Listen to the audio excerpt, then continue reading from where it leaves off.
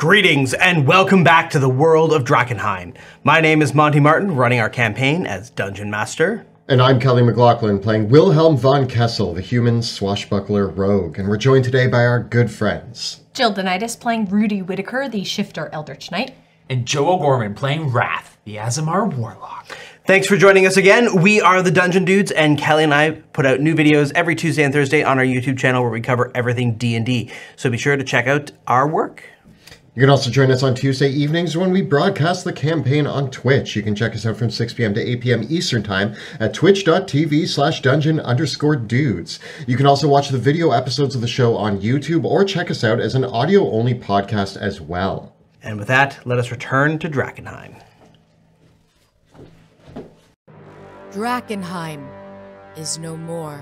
The devastation which fell upon that accursed place left a kingdom in ruin. Now, horrors lurking in the haze grow ever more great and terrible, while simmering tensions between rival factions boil over into outright war. The power of monarchs, mages, and priests hangs in the balance. 6 unlikely heroes join forces to confront the coming chaos. They shall decide, once and for all, the fate of Drakkenheim.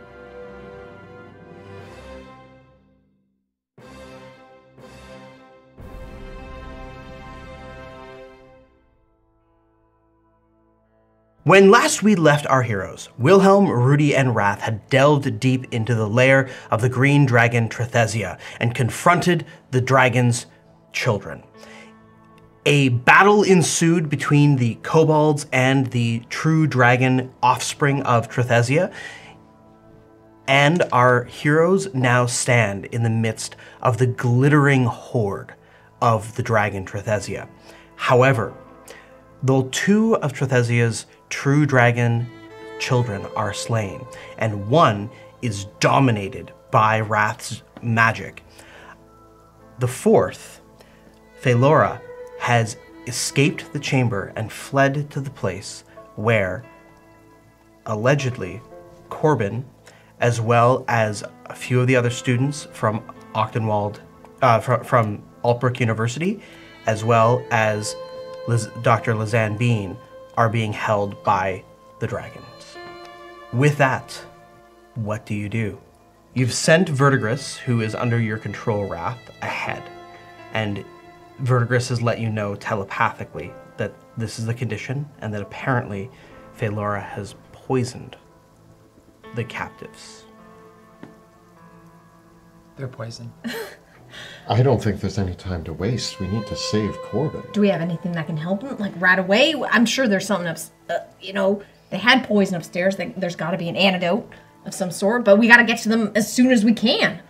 If they've been poisoned, perhaps it's enough that, if they've all been poisoned, I have my amulet that protects me from poison. We could attune it to Corbin and protect him, but that wouldn't save the rest of them. It's one option for Corbin, but yeah, you're right. We gotta save them all. Wilhelm's rifling through his bag. He's pulling out a few potions here and there. I do have a potion of poison resistance. I don't know if that can be helpful. I want to ask the Dominated Dragon. What's the Dominated Dragon's name again? Verdigris. Verdigris. I asked Verdigris to return to us in the chamber. Verdigris. And by ask, I mean tell. Yes. Yeah. Command. Verdigris. You gotta be strong. Verdigris complies, and we'll be back shortly. Whatever this poison is, maybe Verdigris knows the solution. Maybe it's in here. Maybe there is some kind of antidote that they use for the captors they really, really love. The dragon returns and perches on the stone bridge ahead of you. Yep. With a sullen expression, it says, "What is your command?" Vertigus, you will tell us what the poison is, how we can cure it. The dragon swishes its tail. For all the green dragons do have a tipped stinger on their tail. And the creature continues, "It is Phelora's personal poison. It is a potent paralytic. All of us can produce it as children of our as the children of Trethesia. The antidote is produced within our own bodies, but only willingly." And there ain't no other way to undo it? It is specific. The poison and its antidote are specific to each dragon. I cannot cure Phelora's poison, just as Phelora couldn't cure mine. Trethesia could have, as our parent, but Trethesia is not here. Yeah, we're not sure where she is. We haven't seen her in a while. Then I suppose we have to make a deal with the dragon. Again. Or, rule number 1, always have a plan of attack.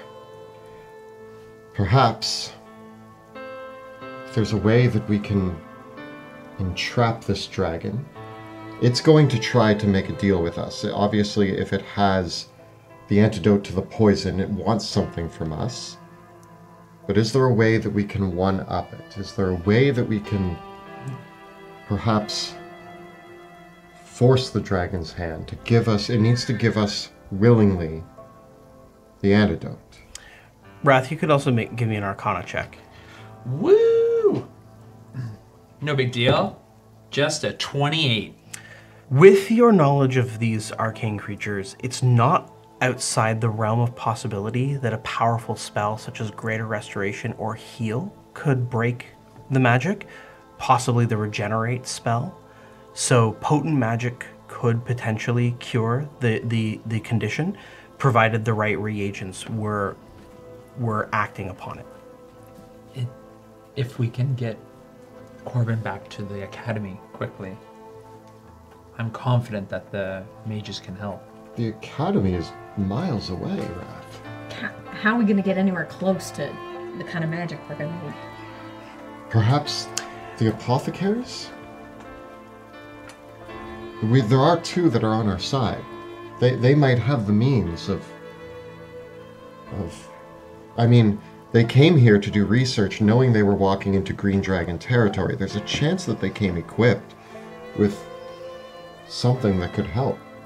Are we going to take a chance on that? I mean, either way, we go to find Corbin and the dragon, and there is an apothecary amongst them. Verdigris speaks and says, "Be warned, the personal toxin of our brood, should Phelora die, it will transform from a paralytic to a venom, a rather potent one. Your loved ones will not have much time if you should slay Phelora." Now, Wrath, you've taken over one dragon. Any chance you can do it with another? it sounds like this, if Verdigris is right, it has to be given willingly. The antidote, yes. So even powerful mind control may not suffice. I believe we have the means to give this dragon what it wants. This dragon wants to thrive and live. It can serve the new king of Western. I don't think a dragon will serve me. My father, my great-grandfather, my ancestors bent dragons to their will, but that was not to the dragon's. The dragon did not agree to that. It was dark magic that was used. I don't want to be a king that bends any creature to my will forcefully. I do it right before you, and this is not what we want. Yeah, I know. We do not want this. We want to find common ground. This dragon wishes to live. It wants to begin anew. It can do that somewhere else, not here. But if you, I believe there is room for diplomacy. Diplomacy is always a good choice. Rule number 11, there are always alternatives to fighting. I say that we approach this situation with our words first. We need to save your son. Vertigus, what do you know that Fiora loves? What does Fiora love more than anything? The dragon says, "My siblings and I have always coveted our parents' treasure. But Phalora, more than the rest of us, I myself love gold. For Phalora valued most the magical artifacts in my mother's treasure." Let us find something as an offering. We appeal to its wishes, and in exchange, Corbin's life. Maybe we scour the room for as many of the artifacts as we can find. Yes. And there is also the option we have artifacts on us of great power. We could offer some of those up. Vertigus, help us. Find some really powerful magic. Each of you can roll a d6. 3. 3. 1. Okay.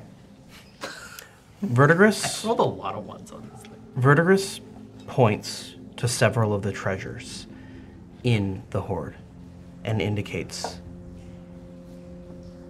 pointing first to an amulet that rests upon a bust of some elven hero. So it is a marble bust that has been carved, and then it's wearing a real amulet. Then there is another statue that has a real belt on it.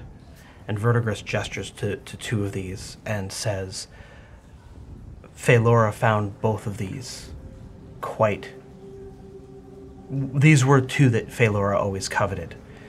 And Wrath, as you approach them, you're able to discern the nature of these items. The first is an elven locket that, looking upon it, this fine silverwork reminds you of the roots of the earth clutched around a heart. And this item is an amulet of health. Wearing it changes your constitution score to 21. Ooh. Oh, that would be useful, wouldn't it? The second, the belt, is plated with pieces of adamantine and finely woven in between it. What you realize that several of the plates are fingernails of fire giants, for it is a belt of fire giant strength, and whoever wears this belt has their strength score changed to 25. Oh man, I want you to have that belt. Oh no. We're gonna really miss Corbin. Poor little guy. As we walk out. And then the belt dragon gestures to one other. It is a scroll case. And inside the scroll case, as you reach into the scroll case and pull out the magic scrolls, you feel the power radiating off the scrolls. It's almost like an electric shock, even just to touch these scrolls. For there are 3 scrolls. One of the scrolls is a scroll of Meteor Swarm. Another is a scroll of Shape Change. And the third is a scroll of Power Word Kill. Don't give that one. Avoid giving that one. The scroll, the scroll of Meteor Swarm almost feels hot to the touch, like the burning magic coming off of it. And the scroll of Power Word Kill is almost simple and black, with the writing on it made of bone dust. And the scroll of Shape Change, even as you hold it, it feels like it. The writing on it shifts and changes. And like looking around the room, are these just some of the most powerful, or is this like? This is not everything. These are just some of the ones that Verdigris has identified as things that Phalora found very valuable. Scanning around the room, you can see there is some armor, at least a shield, perhaps some magical weapons as well, and a lot of gold. There was a rumor that we heard, a story about an elven blade lost in these ruins. Verdigris says, yes, the crown blade. And and the dragon, they gesture to the doors up this way, saying,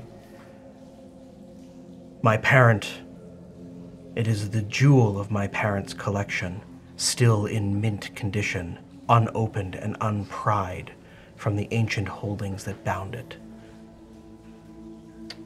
He says under his breath, my parent, we all, Trethesia would never admit it, but the elven magic that sealed the blade away would not yield even to them. For the blade waits for a worthy mortal to wield it. We'll come back for the blade. What do you covet, Verdigris? Verdigris gestures to one of the piles of gold and several of the gemstones, but then in amongst them are several ancient tomes. What are they? Many of them are spell books containing powerful wizard spells, but one of them is a tome of clear thought that, if read, increases one's intelligence score by 2. I'm not very smart. Me neither. I think any of us could use that book. Never about this. I do not know how much time we have with Verdigris. The spell wanes. Mm-hmm. My control over him.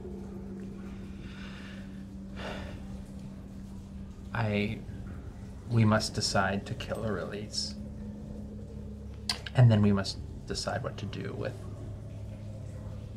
his sister. Currently, with the information we have, we cannot kill the dragon. Unless we know for sure that we have another way to save those students,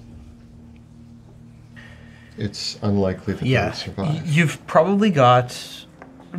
Dominate Monster lasts how long? It's 1 hour. 1 hour? So I'm going to say that you've probably got about 20 minutes remaining on the spell, given the time that you took to negotiate and search around.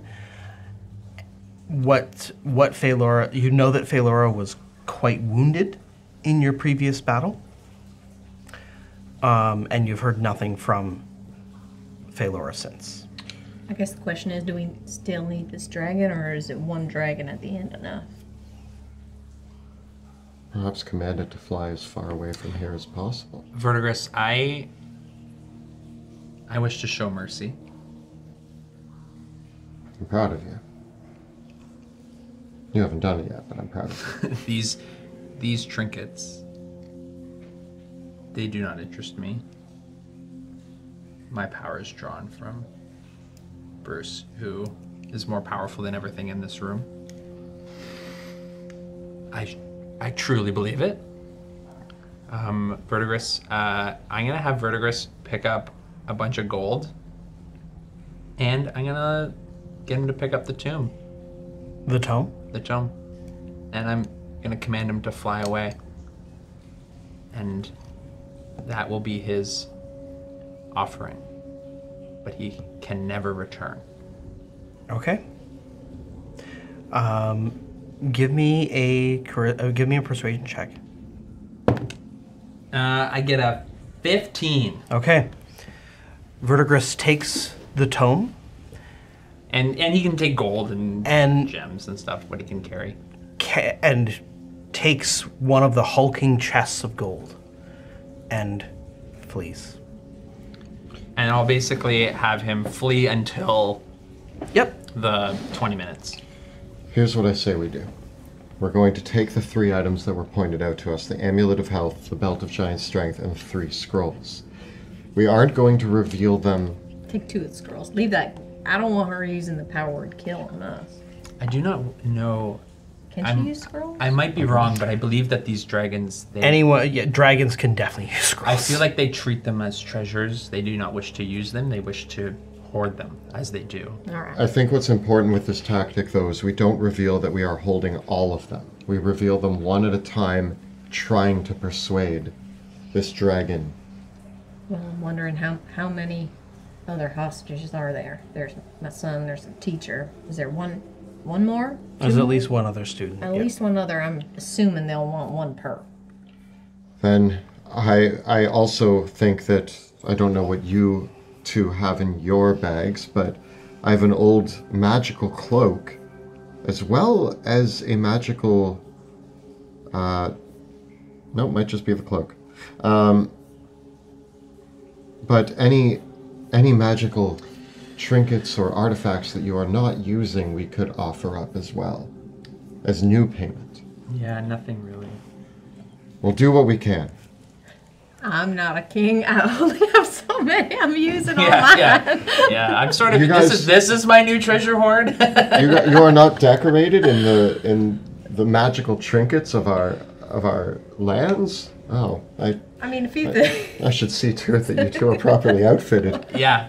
I'm pretty much wearing what I've been wearing the same stuff for a couple months now. Long time. I don't need nothing fancy. I got my axe. But I'm not giving up that. They gave me new armor, new cloak. They gave me new everything. It's the treasures in here are quite wondrous, but I know we came for one thing. We came all this way. We traveled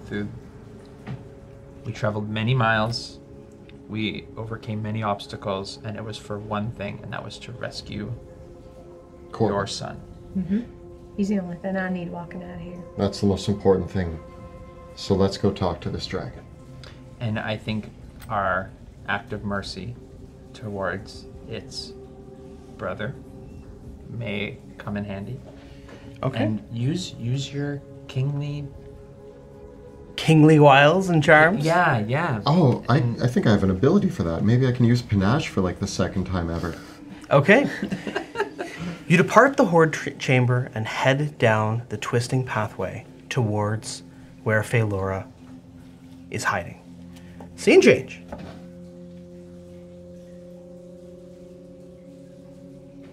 You proceed into the chamber, which is a large oblong cavern with several perches and niches all throughout the walls. The chamber itself is perhaps about 40 feet in height, and you can see that the cavities and niches would provide individual little bunks for each of Trethesia's children. So it is the bedroom, where each dragon clearly has their own little personal hoard. So the niches that you'd have to fly up to access, there's kind of a bed of coins and treasures that each of them keeps as their personal nests. Here in the midst of the room is Phaelora.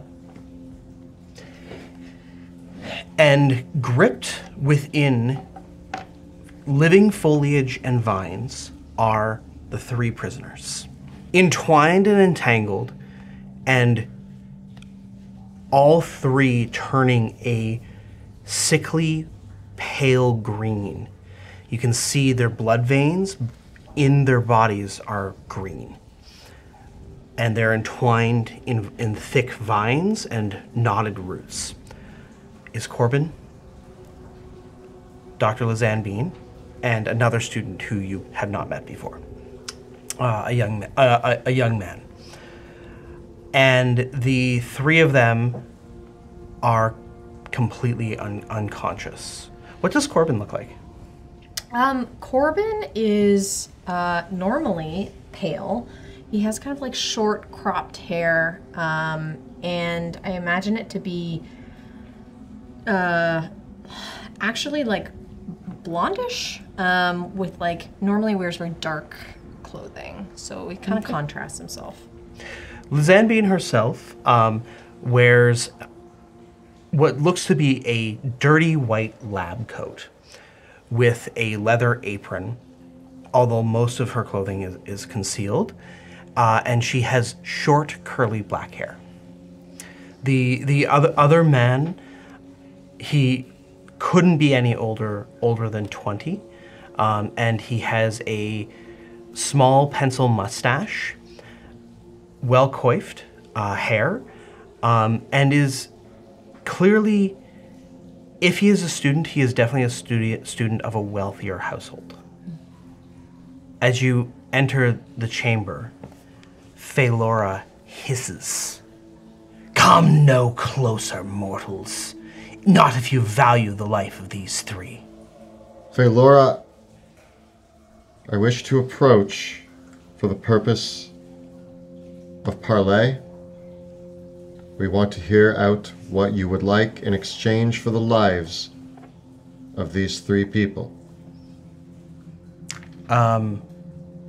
Phaelora speaks and says, "This one," gesturing to Corbin, "is pact-bound to my parent, and through that pact to me. They're all mine now.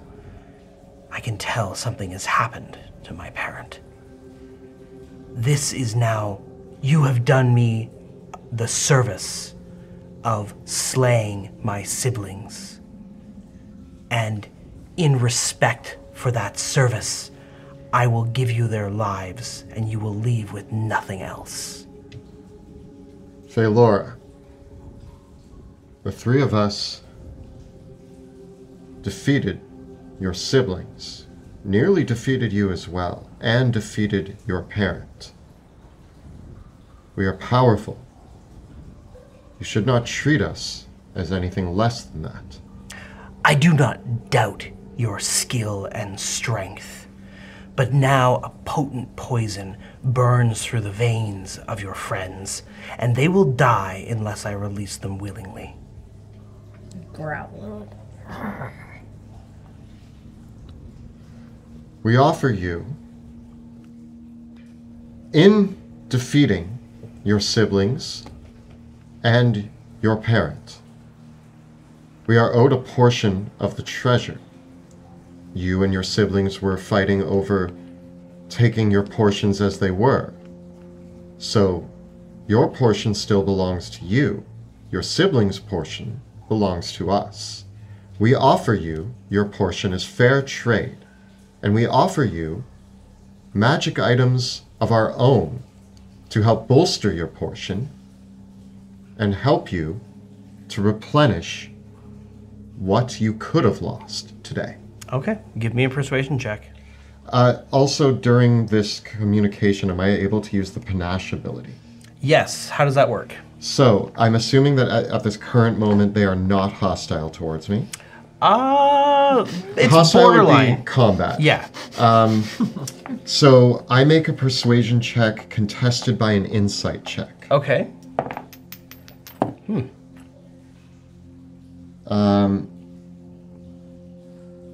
32. Okay. And if I succeed, you are charmed by me for 1 minute. You regard me as a friendly acquaintance. Okay. And that immediately ends if me or my other companions do anything harmful to You have laid on the charm on Phaelora. How would you like to follow that up? Do you still want me to make or does that count as the persuasion That's check? the persuasion check just for your panache. So now I make a persuasion check for the deal. And thus you would have advantage because you've charmed Phaelora. Well, I just rolled a natural 20. Okay, so I mean, I don't think Yeah, I don't think I I'm don't going think to you beat can do any that. better than that. 33.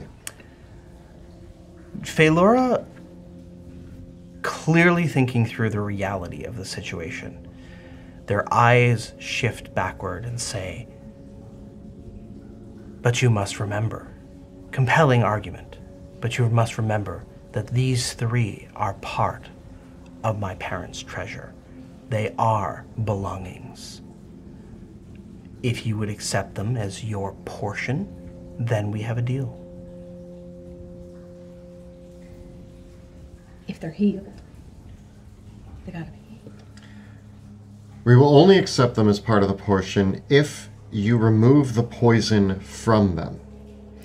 To be clear, in case my words were not clear, the dragon is currently bartering for the entire treasure. Oh. Yeah. Basically is asking for everything in Right. exchange for the lives of these three. Phaelor, friend. You got 60 seconds, kid. I think it is most beneficial to both of us if...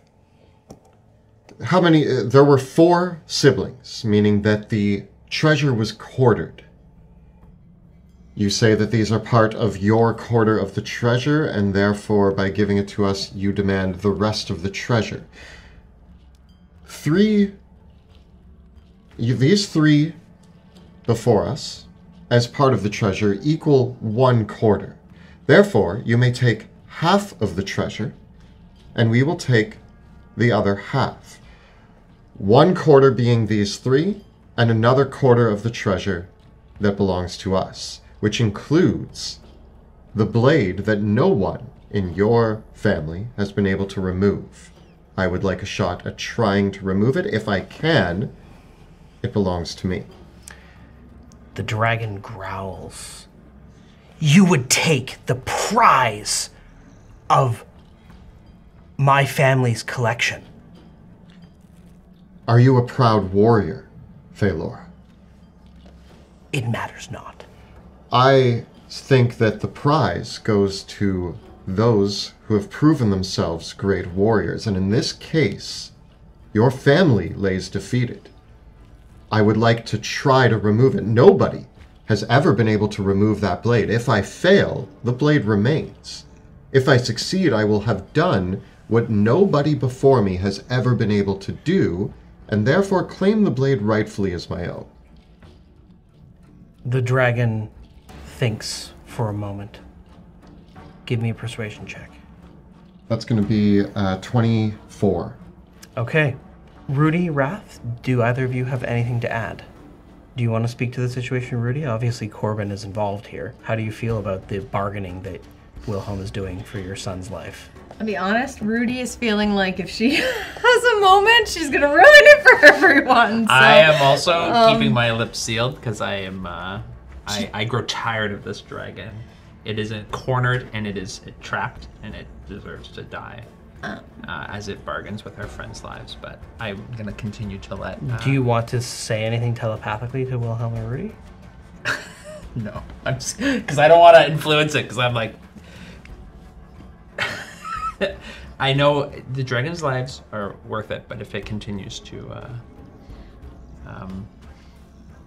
antagonize us and treat our friends as treasure, I may not be so patient. So I'm biting my tongue.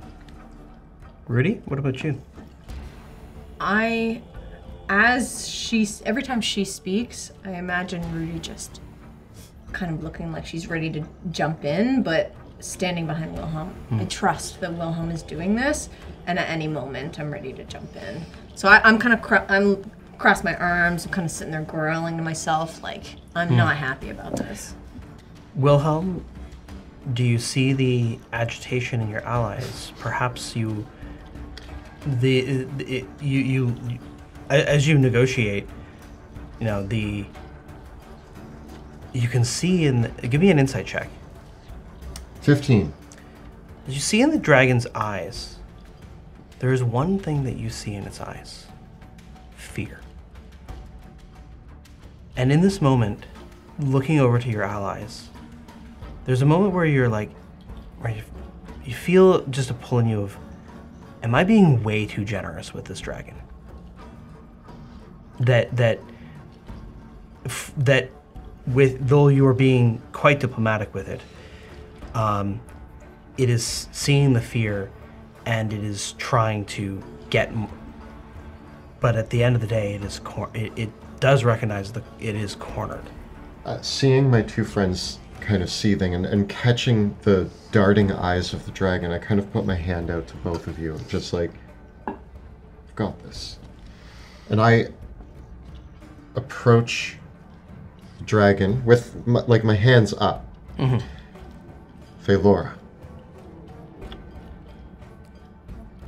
if you let us leave here with the lives of our friends, and you let me try the blade, and there are 3 of us and 1 of you. We have defeated your brethren. We have defeated your parents. The treasure previously was quartered. It still is quartered. There are 4 of us here now. Nobody else has to die. This doesn't need to be the end of your bloodline. You can remain here. Keep this place as your home, as it always has been. Keep the kobolds that worship you. You will be the new remaining leader. And you will start a new treasure hoard, I'm sure, over the very long lifetime that you could have if you don't continue to threaten us. You will let us take the blade and our quarters of the treasure, and you will give us these prisoners, and in exchange, you keep your home and your minions. Give me a persuasion check. Luckily, I have that ability, which makes it 23. The dragon replies, and what if I refuse? What if I just wish to kill these 3 out of spite? Then you die too. And then your bloodline is ended, your life is ended, everything that you care about is ended. And is it worth it? I'm giving you a choice here to walk away with your life and to keep your home, everything, your kingdom. You could lose all of that. Give me an intimidation check. Can I help him? Sure. Again, I take 1 step forward with the most menacing glare I can muster. Oh dear. I'm going to use a luck point. Do you still have any remaining? According to this, I'm very low on hit points, but it says I have all my luck points. Okay. It might be that I leveled up. Well, you didn't use anything. The poison didn't do anything to you. I blew through all my luck points. I'm going to use another luck point. Okay.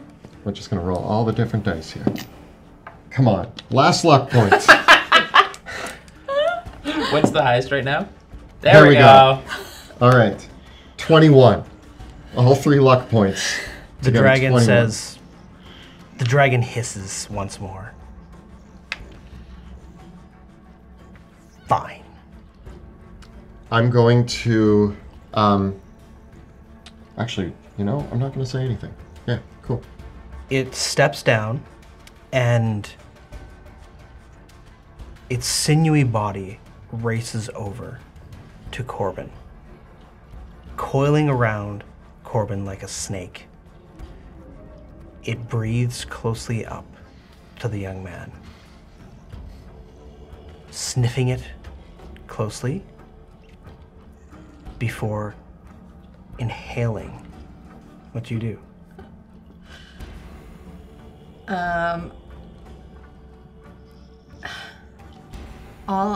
I start forward and I just say, please, don't hurt him.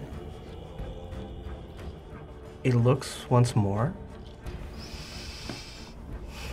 breathes deeply, and you see its throat boiling up as it breathes out a cloud of some sort of gas. Not a poison, but Corbin begins choking on it. The dragon leaves Corbin, and the roots recede, and the dragon proceeds to the other 2 and does the same on each. Go to him. The dragon... I don't want to make any sudden movements. The dragon goes and says, I will take my share of the treasure. I get down on one knee and I just say, Valor, thank you. The dragon simply growls as it proceeds to the chamber to take its portion. We have the amulet of health. Yeah, we have all that stuff Cool. hiding in the bag. Okay. I push you guys out of the way and I Grab run Corbin. towards my son. And the doctor. They, whatever, you can give me a medicine or survival check as you examine them. All of it? Whoever's Can gonna nature do anything? Sure, yeah, nature would be fine. Woo! 18. They have been administered a heavy paralytic, but also the antidote. It may be a few hours before they regain consciousness, but they'll be fine. So they're totally unconscious. They're not totally unconscious, but They can't move on their own, I would say right? the best thing that I can draw is they have been heavily sedated. And so they're in a state where they're coming out of heavy sedation. And basically, Rudy, as you go up to Corbin, he's sort of waking up and he just, Mom? And he's kind of, he starts blurring some words. And I think what he would say, is there something that he might have said to you if you had to carry him to bed during, is there an event in his childhood where it's like you had to carry him to bed and he was like really tired, really sleepy, and just kind of going back into that like childhood memory of like, it's like, oh, I'm not tired, I want to stay up, or something along those lines. Yeah. Most of my kids, I would say, ask about the moon. Right. And it's just like, I just wanted to look at the moon a little longer. And I just say, well, darling, the moon is up and it's time to rest. Close your eyes and I'll see you soon.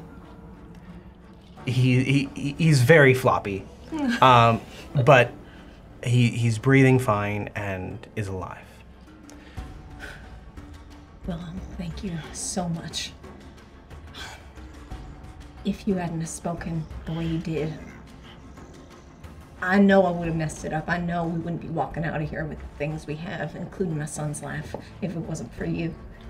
I want you to know that although that felt like a debate, it was never a question. I would have given it all up if that's what was demanded, but I thought it best that we play our cards one by one and see where we land. But it was... I would have never put Corbin in harm's way. I just knew that we had a cornered creature and we had leverage to pull on it. It had nothing against us. Yes, I also agree. I did not want to intervene because I was growing more frustrated. And as you could see that the creature was weak and cornered, and I did not want to upset the balance, for I may have just lashed out. I appreciate both of you, and rule number 15, never reveal all your cards. Our entire hand could have been dealt at the beginning and we would have just said we'll give you everything for Corbin, but this way we are now on as good of a side with the dragons as we can be. We leave with all three of these people's lives, and we have enough funding to help us in the coming war. I think in a previous time, I would have just hot-headed busted my way down, and I so wanted to, but, you know, Wilhelm, we've all been through a lot together, and I trust you. You're my family, and I know without that, we wouldn't have got out of here. Thank you. Corbin is my family too. I know that I'm an outsider to your family, but I lost mine, and it is very important to me that You and Corbin are safe. I owe you my laugh for this. As my disciples, I feel compelled to help you with whatever challenges you face. Thank you. I think. What do you do? I'm gonna like. Can we carry them? You can carry 2, I and then could we can both help probably one. Yeah, I got like Corbin over one shoulder. I got a Zan, and you guys can get the extra. Okay. And we'll hobble our way back to the treasure chamber. Wait, can I use Yeah. the belt? Don't let her see it. Don't let her see it. Yeah. This has been here the whole time. No, I'm assuming I have to attune to it. So. I mean, yeah, I will. Wrath, you get the scrolls. I'm honestly. I mean, we might want to hide them. Yeah. Okay. We'll keep them Keep them for in the now. bag for now. Okay. As you head back to the chamber, you can see the dragon, Phalora. Phalora has found a peculiar item in the hoard that they are using to collect their portion. You recognize it as a portable hole. And the dragon has opened the hole and is pushing with their wings bits of the gold and treasure into the portable hole. We have one of those, don't we? Do we? I think Sebastian has it. I think it was No, it was it's Wilhelm, Wrath, 'cause and we- Rudy. But We Dude, who has that? Not me. I know we had one. It was a blanket that we. the Oh, I thought we had the dream blanket. No. I mean, the dream blanket is a portable hole Oh, of sorts. we're just gonna put all of our stuff in the dream world. Yeah, but then we can just like reach into the hole and grab it later. I mean, we can't carry all of this out of here. And the bag can't. the bag can hold. Just not as much. Not as much as stuff. Dreamland. No. We can really And fill Dreamland. You see the dragon pluck 3 things, 3 magic items that, because of the one that you rolled, you hadn't noticed earlier. The first that she takes is the Staff of the Magi. No, that would have been cool. The second that she takes is a Cloak of Invisibility. No, that would have been cool. These darn ones. Yeah. And the third that What did we miss? that she takes is a Rod of Resurrection. Oh, that would have That would have been super handy earlier. We could have just. Darn it. Okay. We wouldn't have to kill been anybody. cool. It's okay, we got scrolls. They're good scrolls.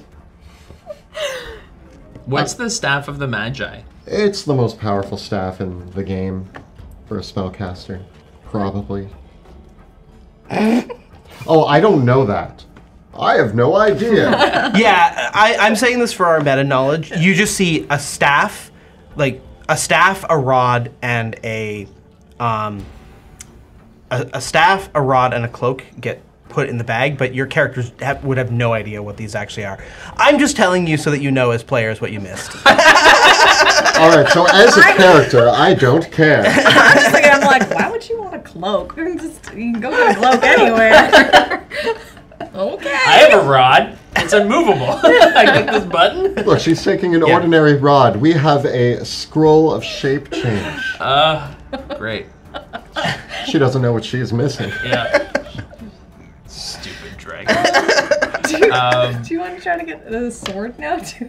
I'll wait for her to finish up and leave. Phalora finishes and departs to await when you leave, because Phalora fully intends to make this their new lair. Can we continue to search for other magic items?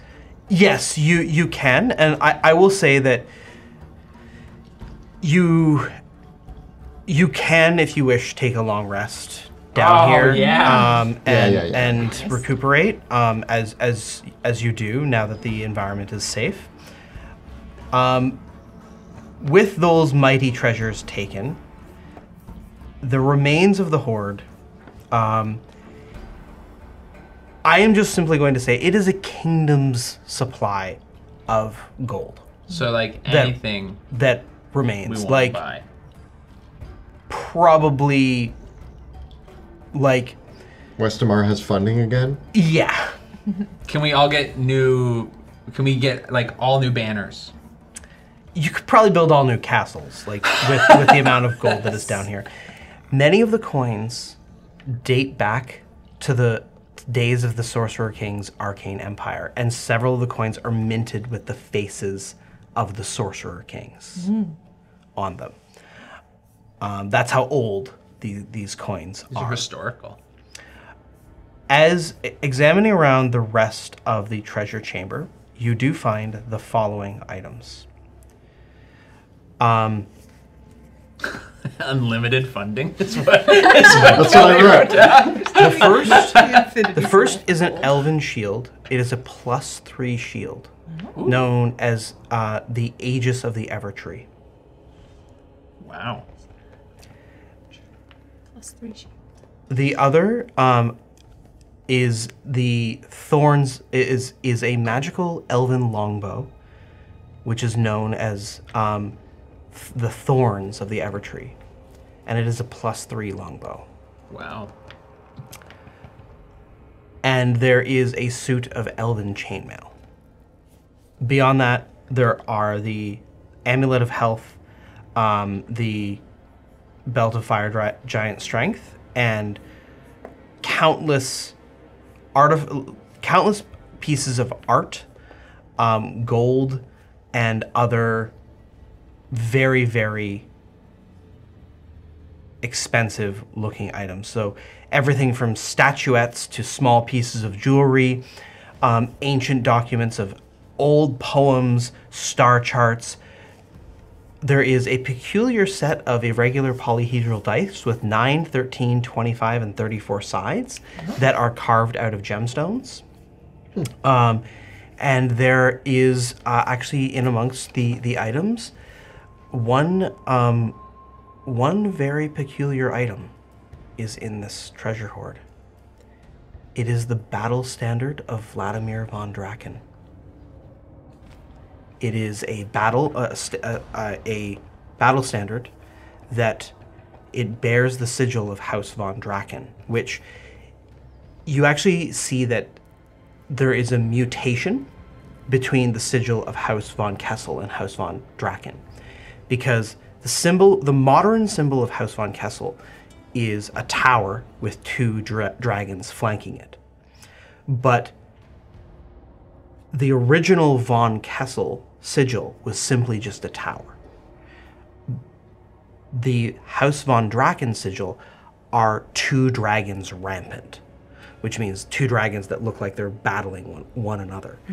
And so what you see in this is how when House von Kessel became the ruling house of Westamar, they took the sigil of, they basically combined the von Draken sigil with their own to make their modern coat of arms.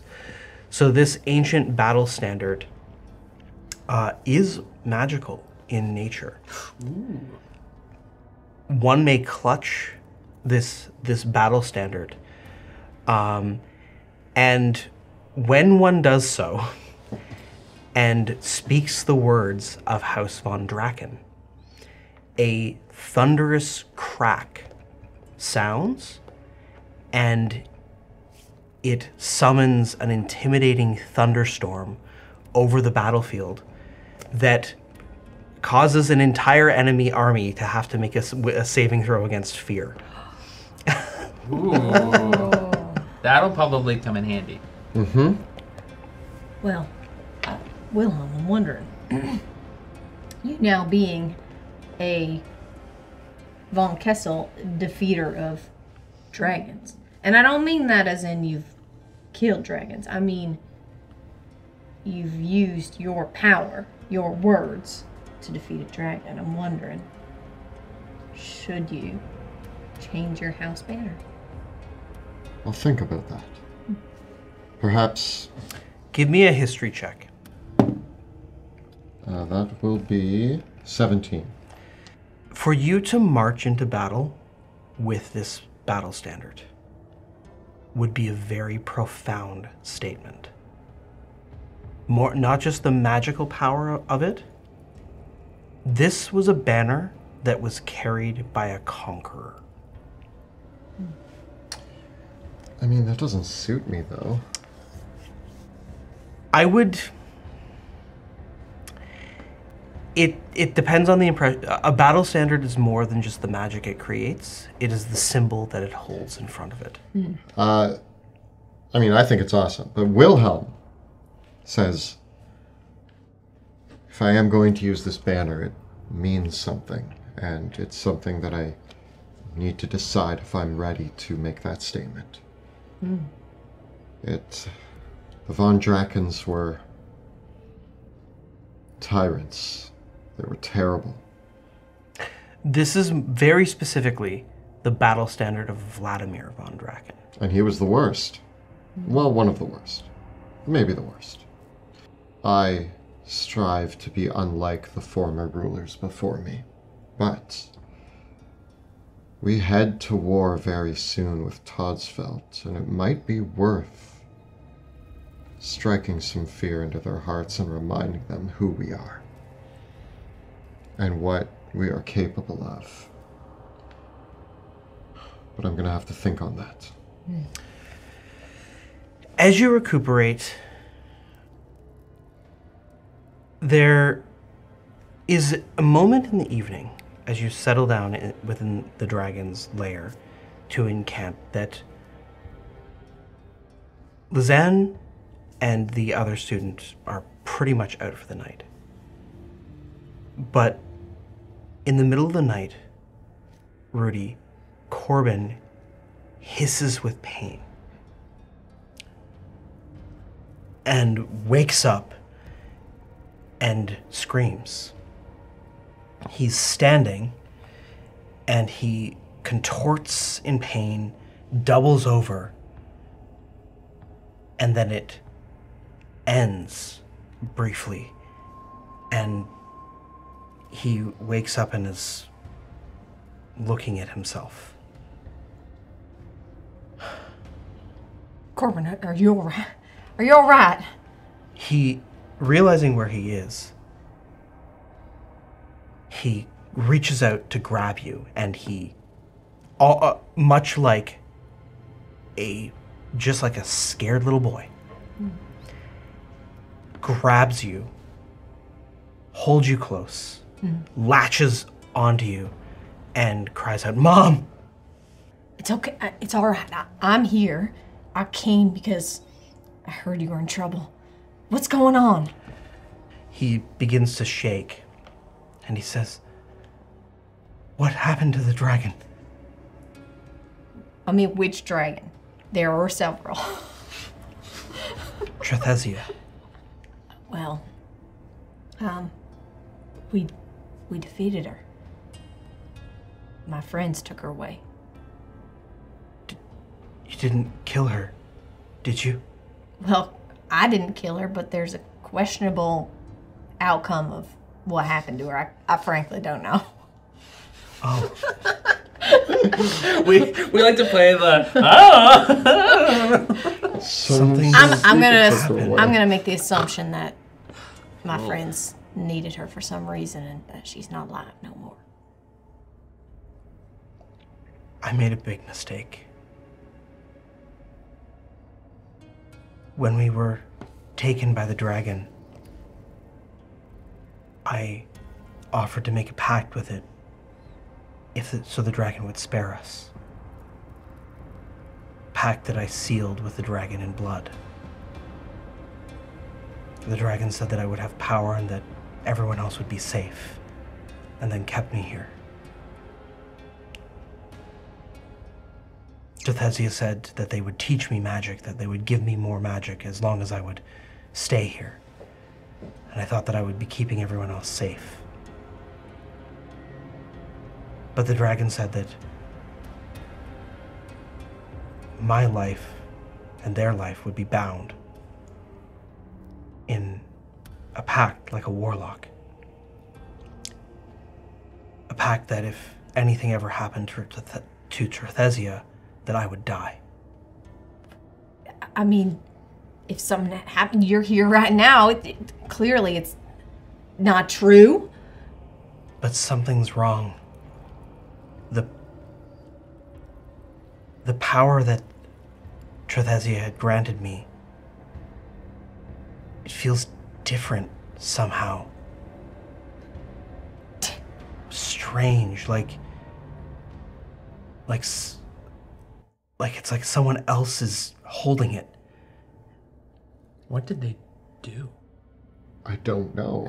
They said they needed the dragon to bring Sebastian back. And the magic that I can feel the magic still, but it's changed.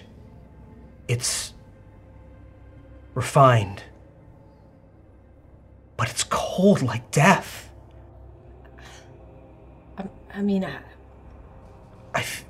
And he shudders again, and you can actually see that there was a moment when you found him that there was almost these signs of a light draconic possession over him, like a few scales, but those are wilting away, and he's slowly becoming more pallid, and almost like the skin is being more stretched over his face, like he's suddenly lost a bunch of weight, and he wasn't a big guy at all. I mean, what do you think they did? I don't know how this magic works. They were trading the dragon for Sebastian. That's all that they told us. We need to find out. We need to go and we need to find those other three and figure out what's happening to my son. This is all Baldric's fault. I know it. You really screwed up. Shouldn't have trusted him. These damn wizards. I mean, but you're still... Baldric's the wizard, right? Yeah. Yeah, okay, yeah. Corbin, you're not looking like yourself, but you're still here. You haven't... I'm assuming something happened to this dragon, but you're still here. I'm fine. I think. I just feel... I'm sorry, Mom. I thought I was making the only choice that I had so that we could survive. I never should have come here. I just wanted to learn. I wanted to understand the magic that I have. Listen, we all make choices. Some of them bring us down the right path. Some of them we're going to regret, but that doesn't mean that you weren't put in a position where you had to make a tough choice. I've been there, and I'm still affected by those choices. But every day I work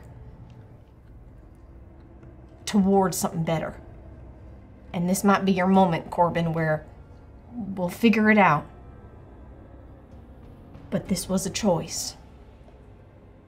I do blame the school, however, for putting you in a position where you had to make a pact with the dragon, so we're definitely going to be talking to them. That's going to come up at the parent-teacher interview night. I hold your teachers responsible for putting you in that position. But it doesn't mean we're not here now and that we're not going to help you. My teachers didn't make the choice to swear to that dragon. I did. I volunteered to come on this because I wanted to learn. I wanted things to be exciting. I should have stayed home. You know what? Before all this, I maybe... I would have said you're right. Maybe you should have stayed home. Maybe it's better to be safe than to learn and to put ourselves in danger, but... You know what, Corbin? I see so much of myself in you. We can't stay locked up forever. And we make choices, and we gotta live with them. I know I'm not locked up, but I don't think I'm free. You know what? We'll figure this out.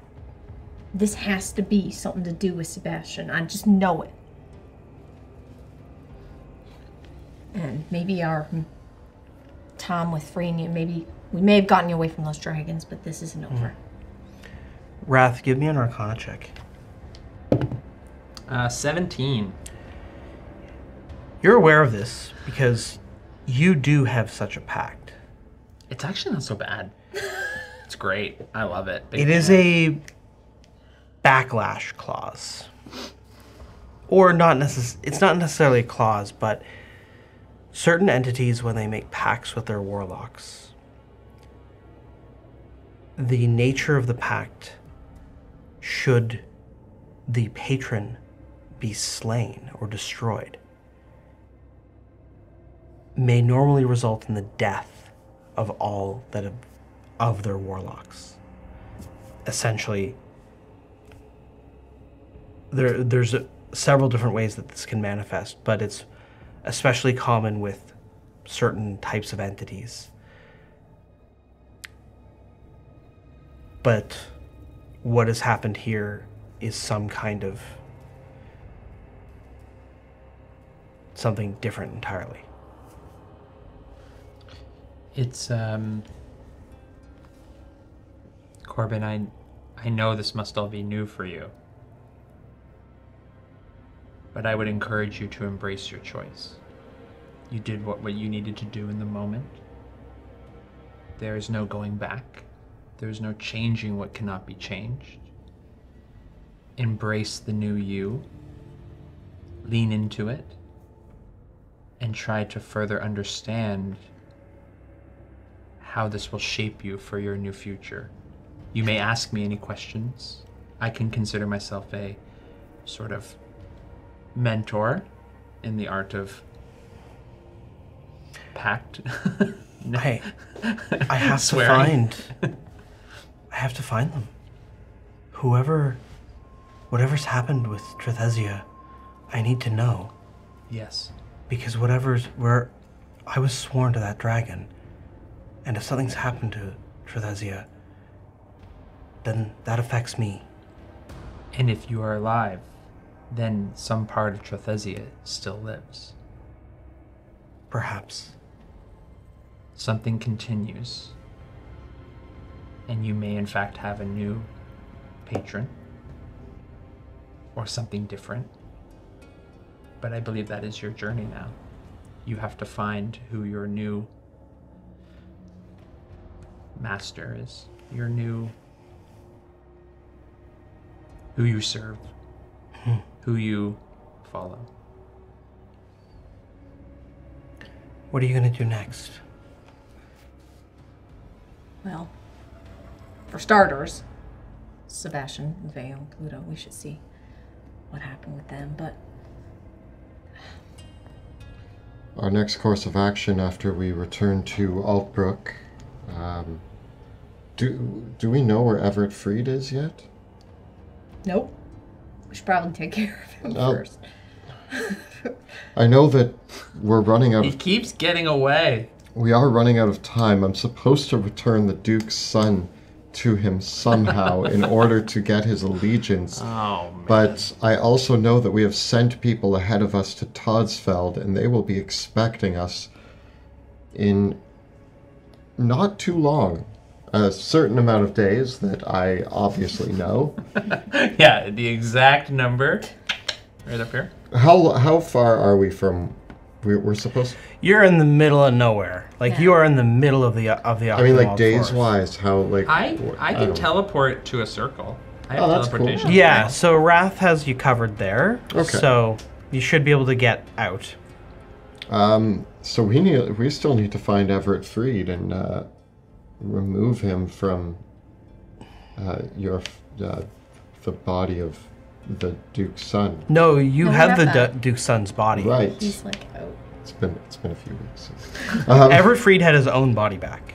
And we have the son's body wasn't doing too good, was it? The son's body had no brain in it, Yeah, it Yeah. was a shell. But there's brains back at the school. aside from the one that Pluto squished. Oh no! Did he squish it? I don't remember that. It's okay. There's lots of brains. We'll just pick the one That's closest to. We closest. might have squished his brain. Oh.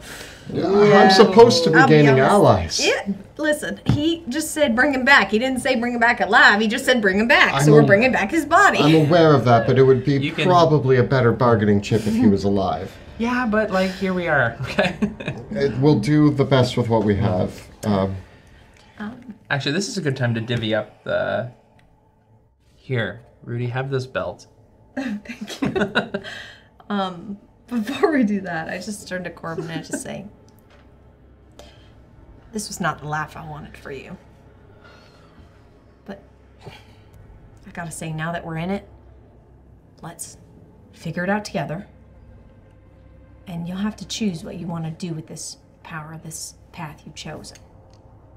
And if you need us, any support, we are here. I'm gonna make sure that that for now, I'm just gonna make sure that that Dr. Bain and Tristan, he gestures to the other, that they're okay. All right. Corbin, if I may offer a suggestion, and Rudy, you get a say in this as well. First of all, Wrath is a capable mage, and we do have other mages that are allies to us. I would recommend that when you're available to, River and Eldrick may want to talk to you. They may be able to help guide you, help figure out the best way to use your power without necessarily. Obviously you've steered clear of the academy for a reason. I don't blame you. There are issues within the system there, but these are trusted allies of ours. Well, and your nieces and nephews are going to school there. Right. So It's great. I mean, it might be worth. I know you're a bit older than the conventional student, but I actually have something that you should have. And I reach into my cloak and I reveal a pamphlet. So you've made a pact. And it's like a person, like a nameless face, like holding their hand out to a giant other hand that's going off, and then this is some light reading he material. sits and reads. Covers over like the basics, so some of the challenges you might overcome, you know, the whole like link to their existence. Where did you get these pamphlets? Oh, I had them made many. It's just the first time I've been able to give one out.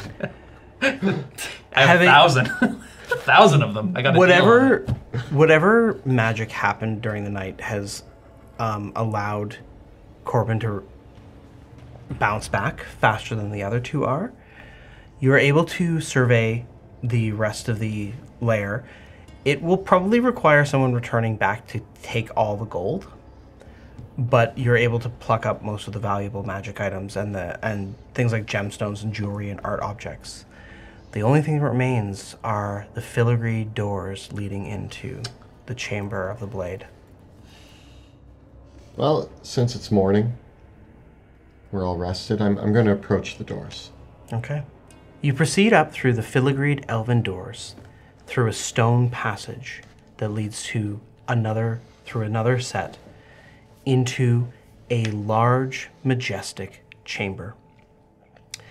Its walls are choked with ancient roots, as if the Evertree has cradled this chamber for aeons.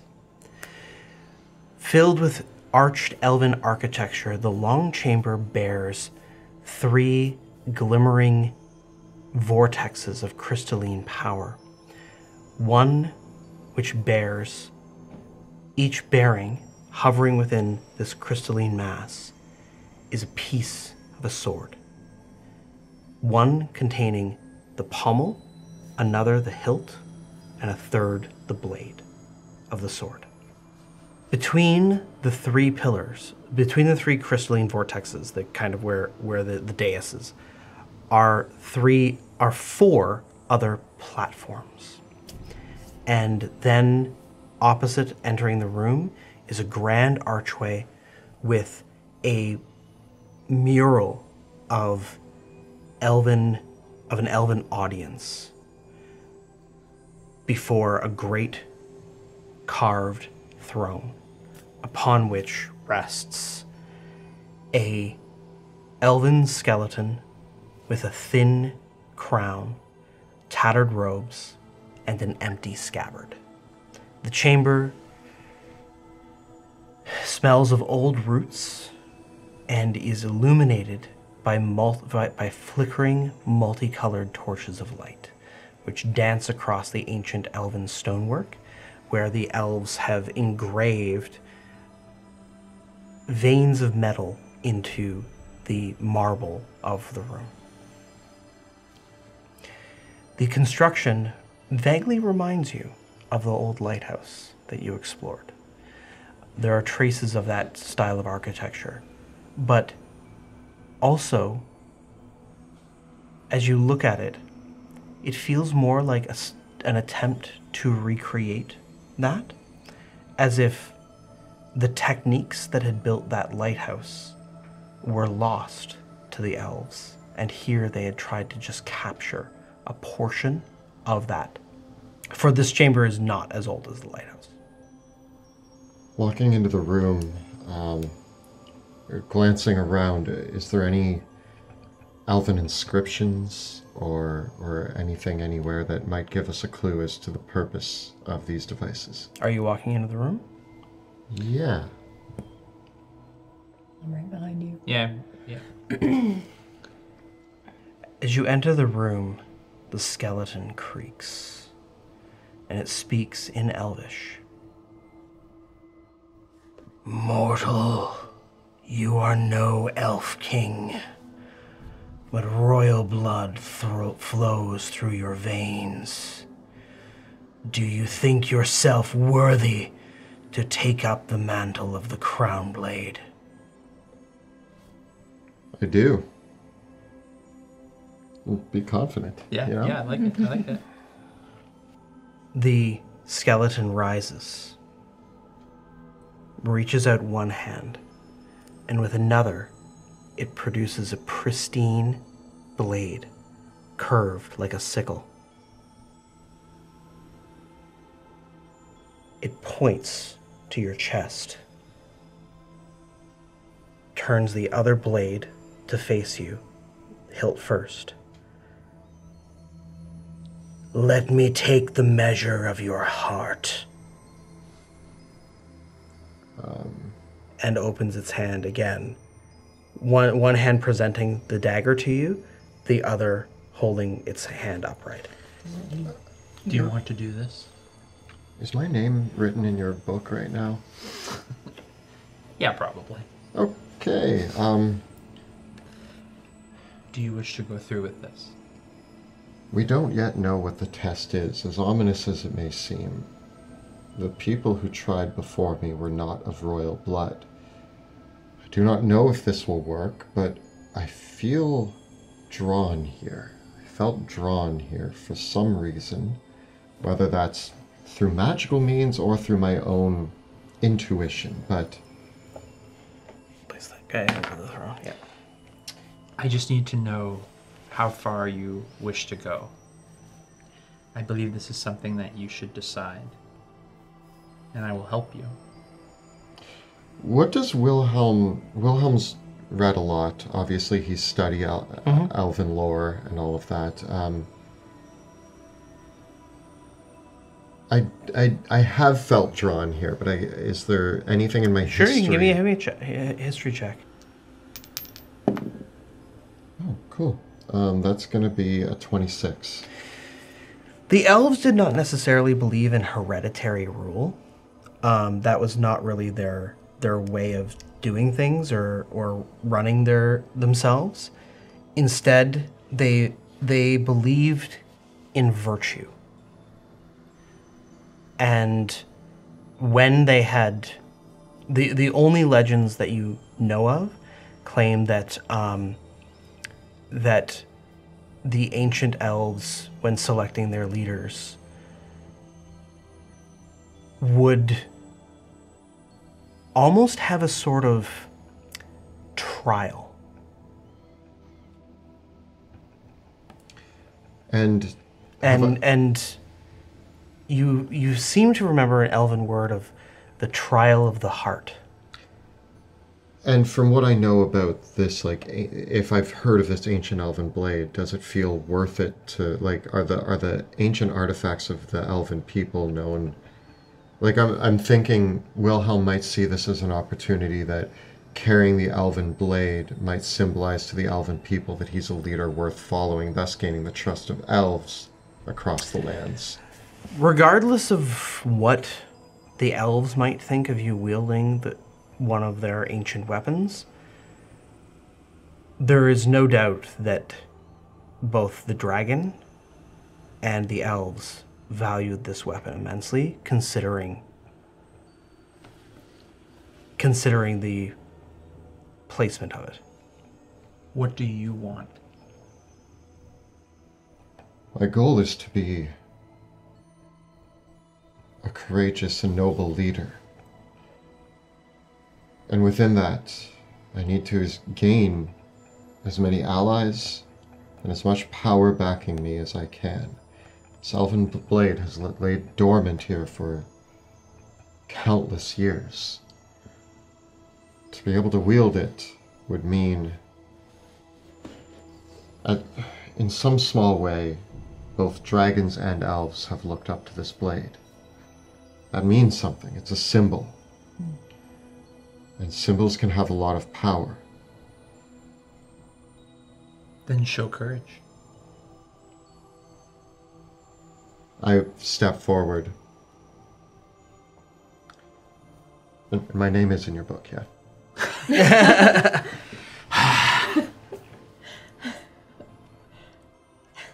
Yep. With great courage, I reach forward and I'm gonna place, like, he has an outstretched arm, right? He's offering Or he offers the blade to me? He's offering the blade to you.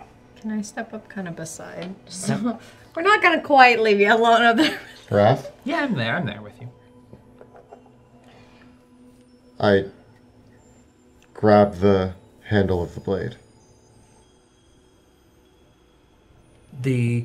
As you handle the blade, the elven spirit speaks to you in Elfish and says, "Now, give me your heart, and I will take the measure of it."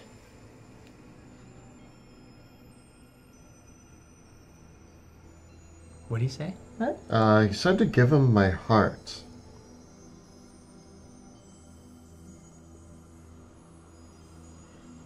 Your actual heart or something you Like care a ballad? about? Like a love ballad? I love you. I don't think that's right. Doesn't feel right. The elf reaches out another gnarled finger and points and basically pokes you right in the heart and taps the knife with the other. This trial seems... Does the blade feel magical at all? I'm not good Looking with over magic. the knife, you have perhaps never seen a sharper blade. Well, this is one of those moments where you decide. When tasked by Bruce, when asked what I would do, there is no middle ground. There needs to be a trick here. This can't be an insurmountable task. The removal of one's heart would kill any mortal being, king or otherwise. So, if the test is to prove one's courage and worth, then it needs to be a trick of some sort. You need to have courage to do the act, but the act can't kill you, otherwise the task is unachievable. Do you need help? No, I got it. It's an illusion or a trick or something. Actually, I don't think your name's in here. What was that? Nope, it's there. It's there. Yep, Okay. Sorry. That was a typo. I place the blade against my chest. Okay. You feel its cutting edge. This blade, pressed against your own flesh, feels like it could go through you like a hot knife through butter. I'm not loving this whole knife through your chest and take out your heart thing. I'm not Vale. She can bring you back if she's near you or give up her life, but we cannot. It's got to be a trick. There's something here. I press the blade a little bit. You feel the blade press into your flesh, and you notice the beads of blood running down it, but it doesn't hurt. Have courage. You can do this. I press further. You feel the sickening sound of the blade slicing through bone and your own flesh. I press it all the way in. The blade cracks down. You feel the pressure of it in your body, but you don't feel pain. Am I dying? You're still conscious. You still have control of your body.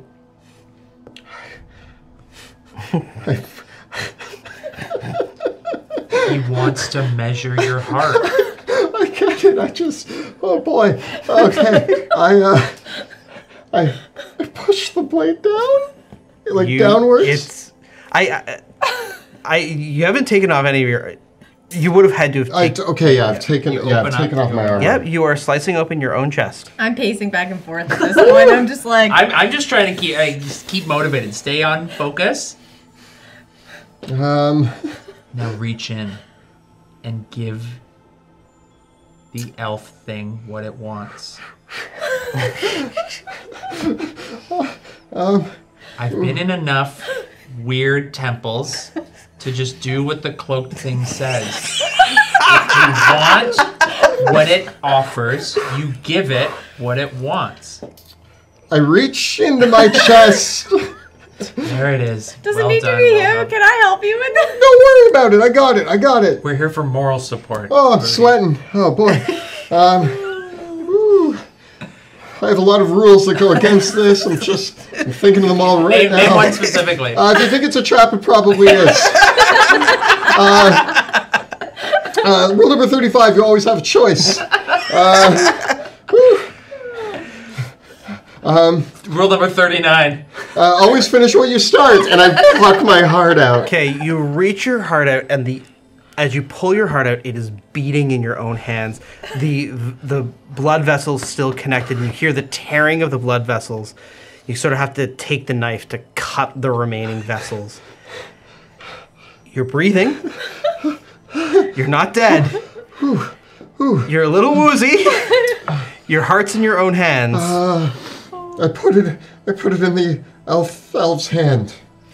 The elf takes the hand, your heart, and reaches out for the knife. There you go, sir. Takes the knife Here to catch you. and twirls it, They're both holding you up. and it begins probing your heart. The elf looks up and says, "Courage, wisdom, power, justice. Only one who holds all these virtues in their heart may hold the destiny of their people, to lead through harmony, faith, boldness, and mercy. Duty is a curse that a ruler must bear, for they are the conduit through which grace and prosperity, or tyranny and doom, fall upon their people. Two will bear witness, Who will bear witness? I will. I will. As you say these words, upon the altars, there's a flourish in one altar of bright red falling leaves, upon another of snow, upon another a beam of sunlight, and upon another still blossoming flowers, as 4 elven spirits appear. As the spirit speaks the words courage, the spirit of fall appears. As they speak the word winter, the spirit of justice appears. As they speak of spring, the spirit of wisdom appears, and of summer, that of power appears. The spirit continues. Courage and fear, power and weakness, wisdom and folly, justice and wrath. You shall bear witness to this would-be king's fear, weakness, folly, and wrath. And thou shalt bear witness to his courage, power, wisdom, and justice. I will take the measure of this one's heart and see if they are worthy. But your words, I will need them to take the full measure. So, is there a certain order, right? that we do this in? I'm Not familiar with the sanctuary, the ceremony. The spirit beckons. You have shown courage in taking up this test. But was that courage or merely greed and ambition that possessed you for this blade? We will need to hear the measure. We need not begin there. It is to you to decide. Courage first? Hmm? Courage first? Courage? Mr. Not Autumn? Courage and fear. There's a courage and fear. Yes, the spirit of fall embodies courage and fear. Since I'm feeling a little bit of fear right now, it might be nice to step up to that one. Okay, fear. The spirit of fall says, welcome. Tell me of this one's courage. Tell me of this one's fears. This one fears to be like his ancestors. This one hides in the barns and in the shadows and stayed silent while those around suffered. He carries this.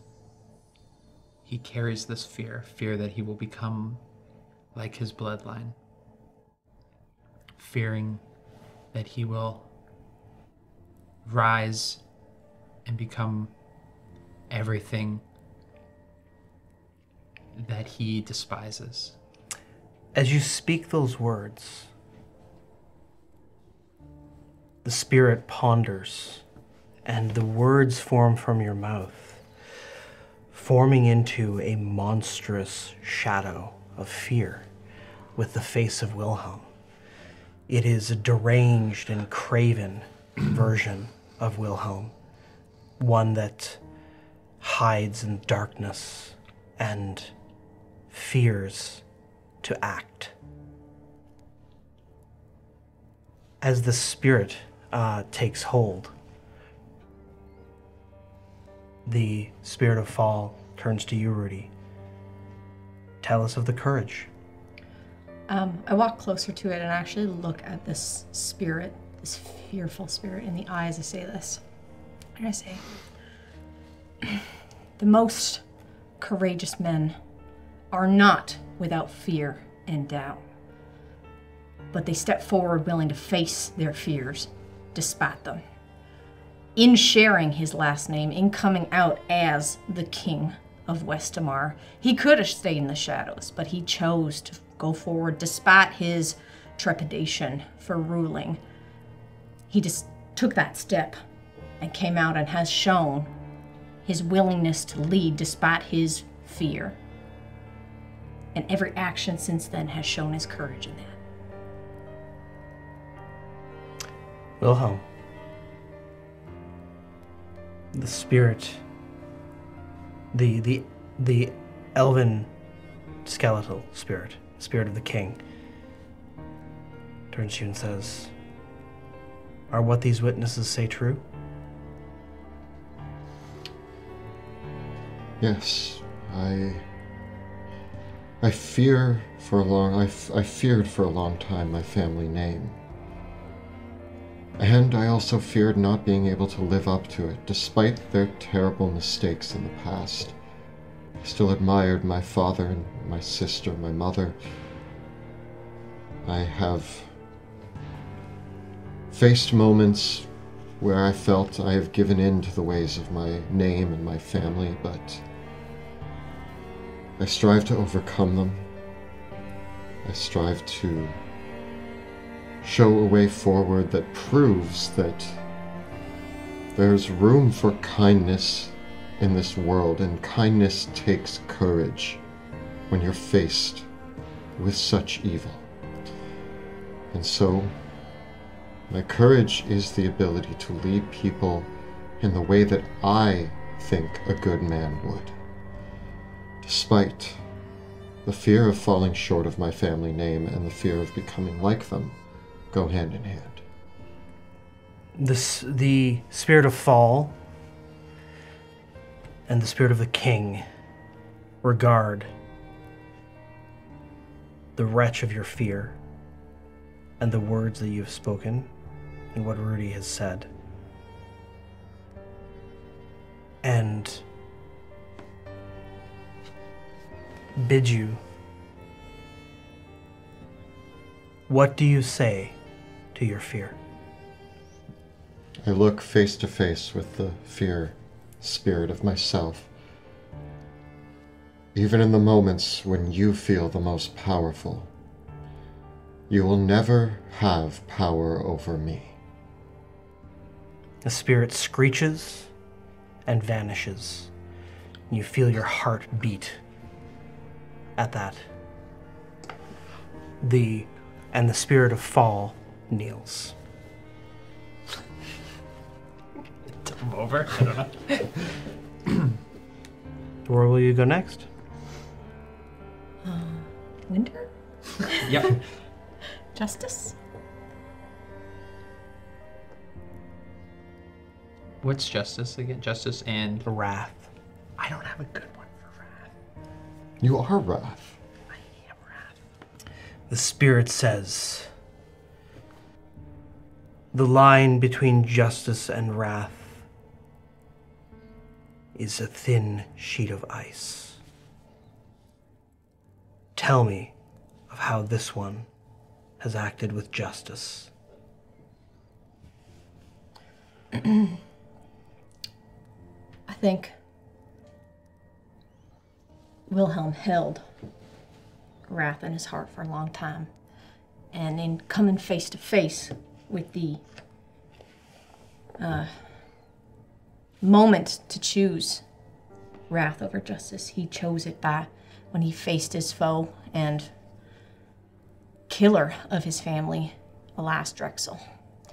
And in that sense, I mean, justice doesn't mean death.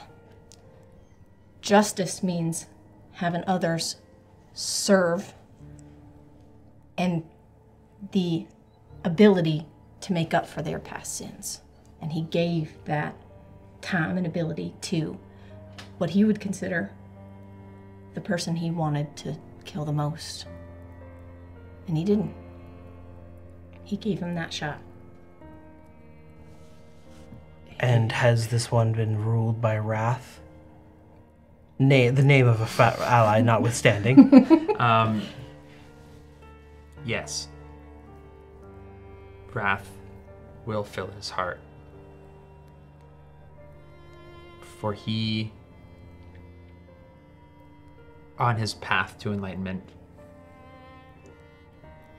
dished out his own version of justice. those he deemed unworthy fell on his blade.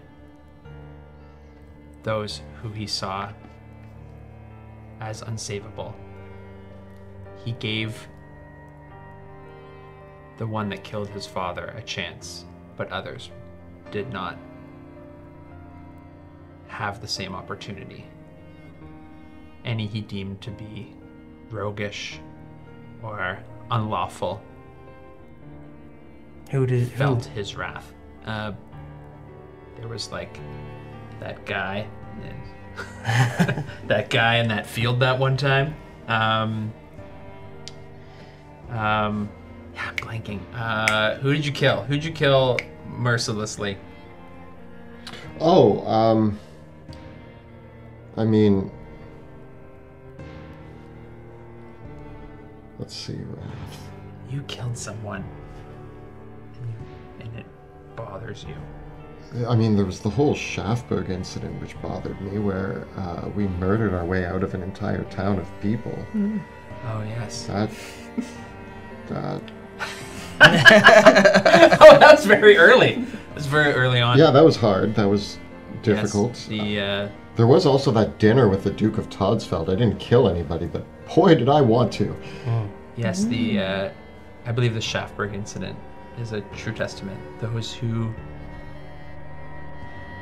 did not know where they stood amongst the place of right and wrong, those being controlled.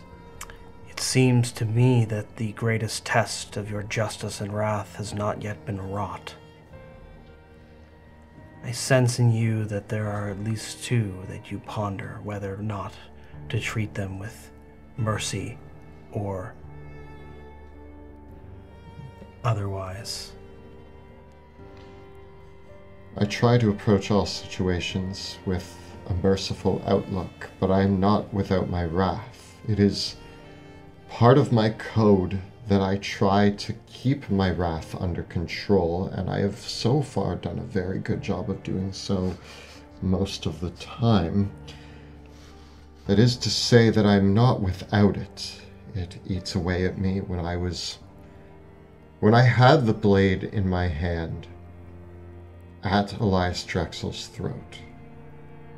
That was the culmination of years of wrath that had brought me to that point. But it was justice that quelled my blade and saw me make a choice that even I didn't expect in that moment. And I always try to let justice prevail over my wrath. Very well then. You have tempered that sense. You allowed one. Did you end? Do you feel that justice has been met out? Or have you let your father's murderer walk free? In the moment that my blade was to his throat, Elias Drexel showed signs of guilt, of remorse, of pain for what he had done. Emotions that I didn't expect to see in the killer of my family. Not only that, but he refused to fight me and accepted death as a welcome gift. And justice is not striking down a man who feels ashamed for his actions. That is not justice. I agree. I am satisfied. The spirit kneels. You need more wrath. You need more. I don't know There if I wasn't do. enough wrath. Which spirit will you go to next? Couldn't find any. I guess we're Keep going. going spring. Oh, spring. The spirit of spring speaks of both wisdom and folly. For perhaps nothing more is the sign of a rebirth of a kingdom or the sowing the seeds of its eventual fall than wisdom or folly. A wise ruler nurtures the growth of their realm, whereas a fool slowly plants that which will eventually undo themselves, their household, and bring ruin. What is this one's folly? For a great king, he must know when to choose words or war. And this one relies too much on words. He tries to find the common ground, even when there is none. And he becomes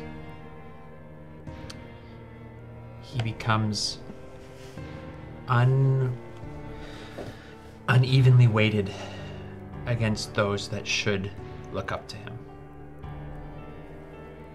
It is his looking for peace that will eventually undo everything. What is this one's wisdom? In the nicest way. In a way, his folly is his wisdom. His approach to speaking with words before weapons has, in many cases, even in the last 8 hours or so, brought us through successfully a situation. Using words against a dragon that intends to kill all those around it. Using empathy before anger in the face of his cousin who has lost a mother. His wisdom comes with leading with his heart and not the standards at which others have led before him. And what do you say to your witnesses? Both are correct again. I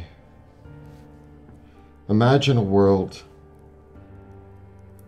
where people listen to reason, where people get along with each other because it makes sense to do so, where people ally with one another to face common goals and meaningful threats.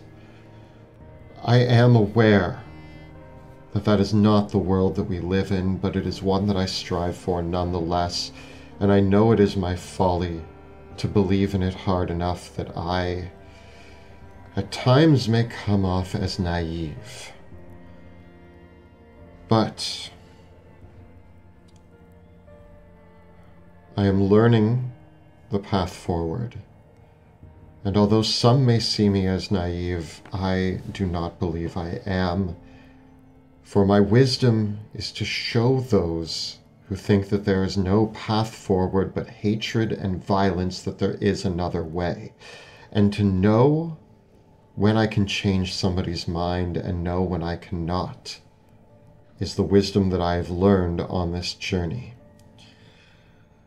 I still seek to change the minds of those I can and have as many people unite under common goals as I can, but I know that times are upon us where I will face threats that is not the option that will prevail. And so I must overcome my folly and let my wisdom guide me. The spirit kneels. The final spirit awaits you, that of summer, the spirit of power. It speaks. All may act with courage, and many with wisdom, and justice guides both. But just as justice guides courage and wisdom, courage and wisdom are nothing without the power to act upon those impulses. Without wisdom, sure, one may have wisdom, but their words ring hollow. One may have all the courage in the world, yet be unable to stand against what works against them. Justice may have its high ideals, but be impotent without strength behind it. Tell me, how does this one have power?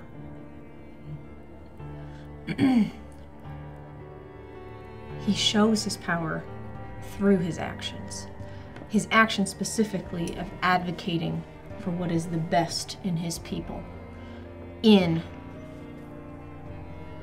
coming to the table against... You mistake me. I wish to hear not of abstracts. Power often is thought of that way, but I wish to know of true power.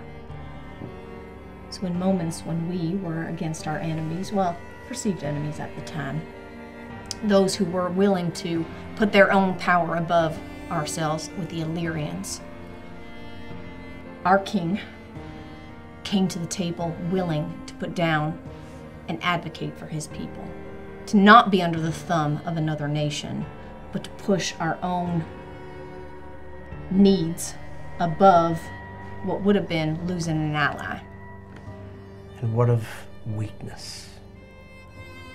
When has this one not been able to achieve what they sought out to do because of their weakness? The weakness that encompasses Wilhelm is the counsel he seeks in others. He looks to those around him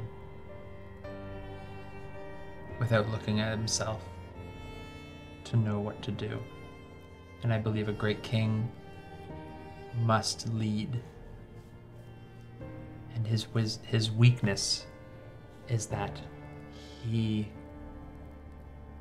has the others around him guide him too greatly towards his goals.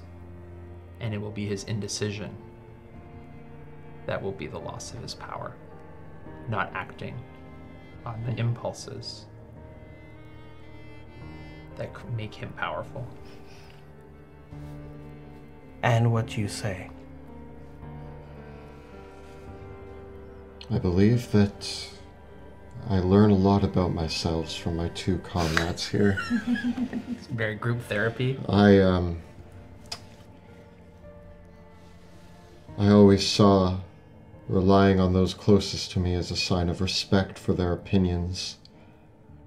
But it is true that sometimes I lean on those around me to make the decisions when I am afraid to do so, when I'm too weak to stand by the choice that needs to be made. But in the moments when there are little choices to be made, when blades are drawn, when we face the threats of this world, I've shown great power to vanquish enemies, monsters, creatures from beyond the stars that threaten this world. I've shown great power in the face of those. I've also shown power to those who would ally with us or be our enemies, to stand my ground and prove that I, as a ruler and a king representing Westmar, will not be pushed around. It's been a hard lesson, but I think that is a lesson that I have began to learn through my journey. So power has fallen upon me as I claimed my name, and I've risen up to that challenge. And more, I choose power over succumbing to my weakness. The Spirit says, I've heard how you've conquered fear and acted with justice. But your heart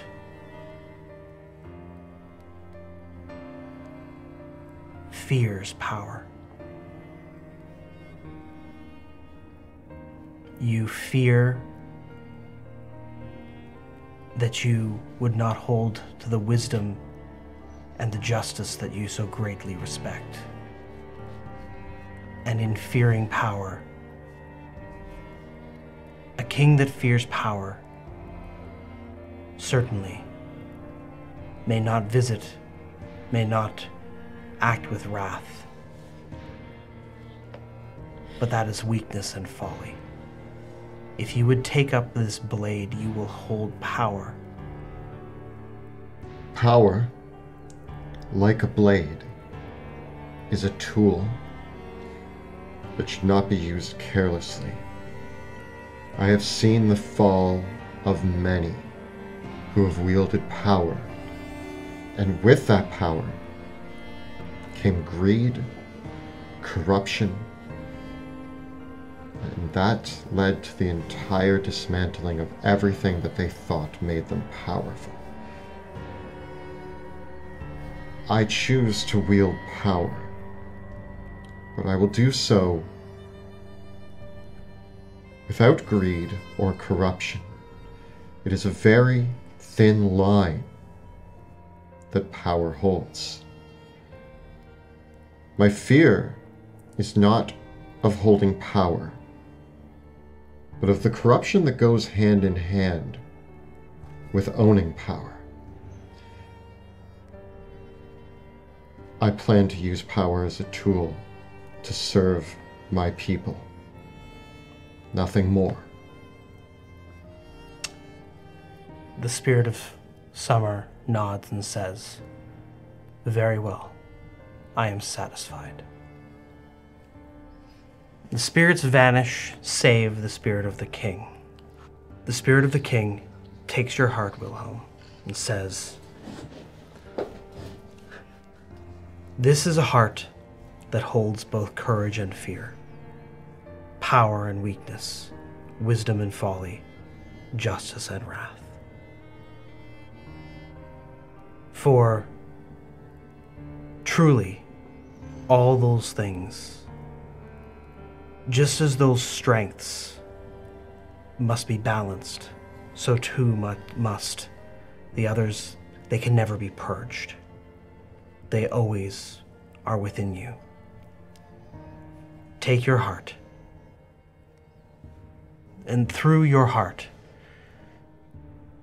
may the pieces of the crown blade be driven back together.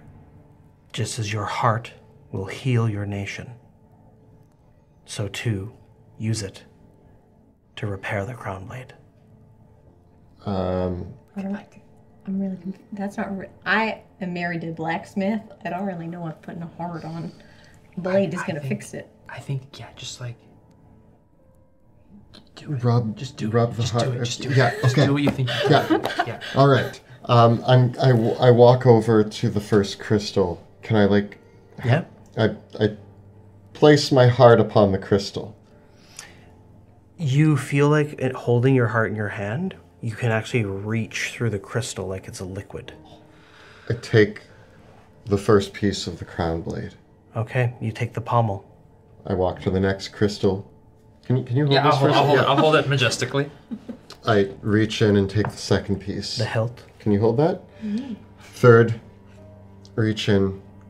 Oh, this one's sharp. And the blade. And the blade. All right, I place them here. Make like a puzzle there. Yeah, that one there, that there. No, turn that one around. Oh, so yeah. And I'm going to take my heart and I don't know, rub it on the blade. Careful. No, be careful. Yeah, it's really sharp, man. Not against the shot. Like up. Like we're like The spirit says, polishing the blade. Squeeze it, like drip it on. "Would you offer your whole heart to your nation and your people?" I do every day, and I will continue to do so. And that is how you will repair the blade. What? You are. Squish it in. Oh, no! I was offering it to my people. I'm part of the people. Yeah, not as much as Rudy. Wait, you already have like a hierarchy of... You don't worry about it. Academy versus West Amarian. I'm more neutral.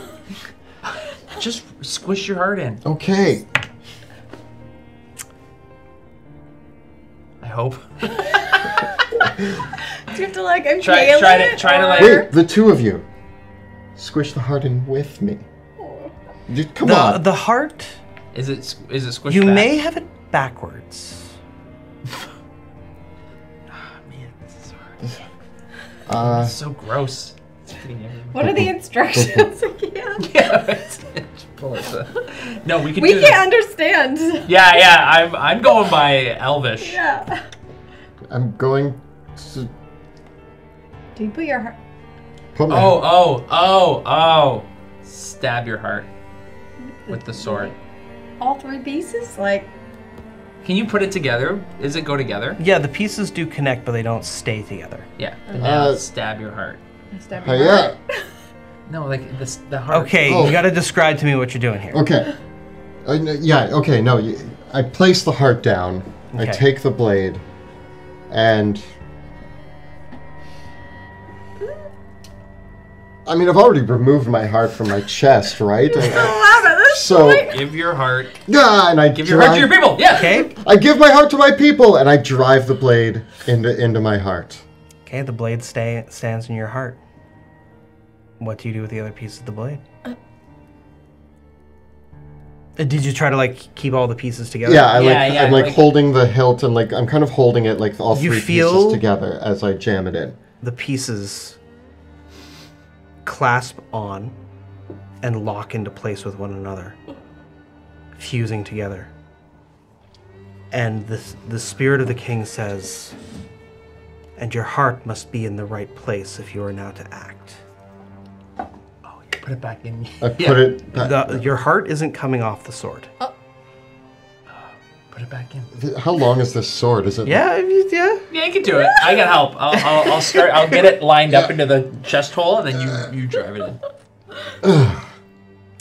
And as you draw the crown blade forth from your own chest, from your heart, the wound closes. You feel your heart beating back in your chest. All right, I'm really good. Glad that You worked. hold the blade before you, drawn out from your own heart.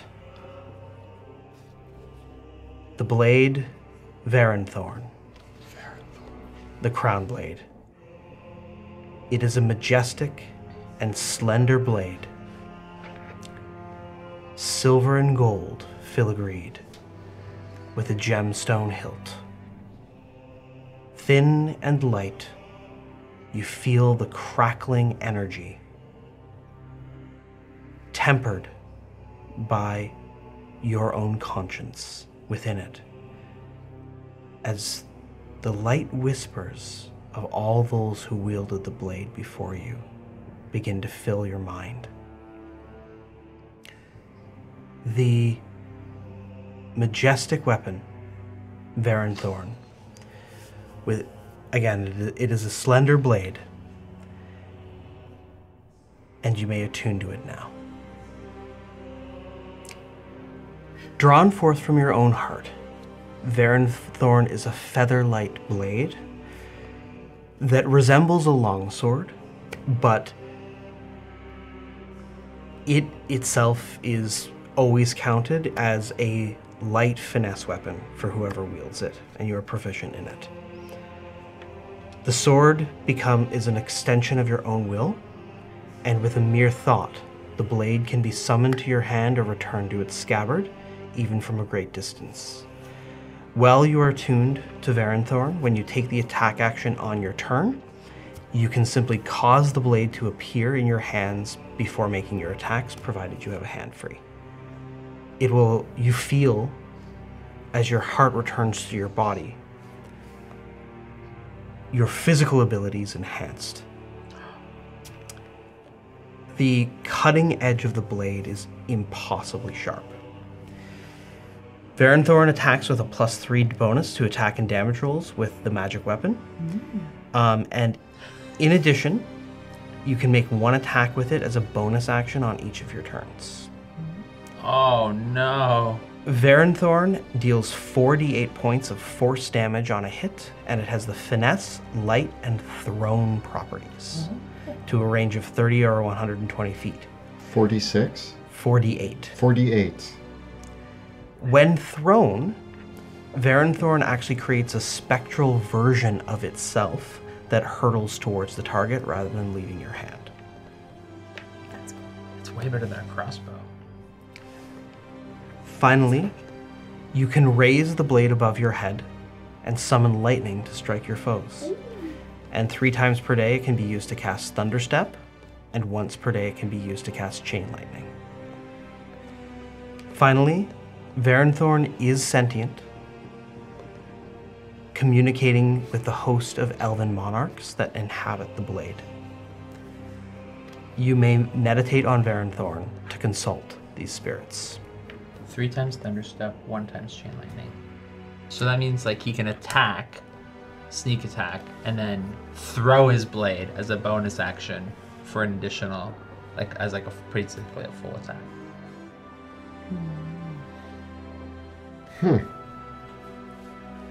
Well, that's cool. And wisdom from previous. Yeah, you can totally talk to elves. Bear in mind that your ability to attack as a bonus action with Varenthorn is not dependent on taking the attack action with your main action either. Just a bonus action. I can throw it as a bonus action. You can throw it with any attack you make. And it comes back to your hand. It actually doesn't even right? leave your hand. It's basically shooting. It shoots So a you can do spectral something version and of then itself. just like throw your blade. Yeah, it's like a spinning version of itself that throws out. So cool. Ghosts. Take that, Ignatius. I need a lot of d8s. It's 48 base damage. Yes. Yeah. Yeah. And that is Varenthorn. Cool. You did it. All it took was a bit of heart. And that's where we'll end for the night. Ran a little bit long this time, but felt like we had to cover it all. Perfect. Yeah. Perfect. Whoa. A big thank you to our amazing cast, Jill, Kelly, and Joe for playing. And a huge thank you to Kyle for all of the work he does behind the scenes. Thanks, Kyle. And a big thank you to our Dungeon Master, Monty Martin. Thanks, Monty. Making us pick apart every moment of Wilhelm. Yeah. Yeah, also making me cut my own chest open. Like, I just thought I was killing myself there. I was scared. There's always a guy in a cloak asking you to stab yourself. Just like go along with it if you want what he's got. You got it. Could you imagine if I just did it and he's like, Wilhelm dies? Like, that's a risk I was willing to take. That was the test. It just doesn't get past the first step. Yeah. ow. His folly is that he listens to instruction. Our videos and live streams are made possible because we have an incredible Patreon community supporting our work. If you enjoy the show, please consider becoming a Patreon supporter by following the links down below. We also have a phenomenal Discord community exclusive for our patrons, so you can come join us on our Discord and chat with us about all things D&D and Drakkenheim and anything else. And in our game tonight, we use a variety of incredible assets produced by talented artists. They have graciously given us permission to use them in our tabletop games, and we encourage you to go out and support some of these amazing creators. The wonderful scenery by Dwarven Forge, miniatures by WizKids and Hero Forge, player character artwork by Elizabeth Perot, and music by Tabletop Audio. And of course, don't forget to look at the links below for our Teespring store where you can find all of your favorite Dungeon Dudes shirts, including Shadows of Drakkenheim. Check it out at bit.ly/Dungeon Dudes merch. Thank you so much for watching, and we will see you next time in Drakkenheim.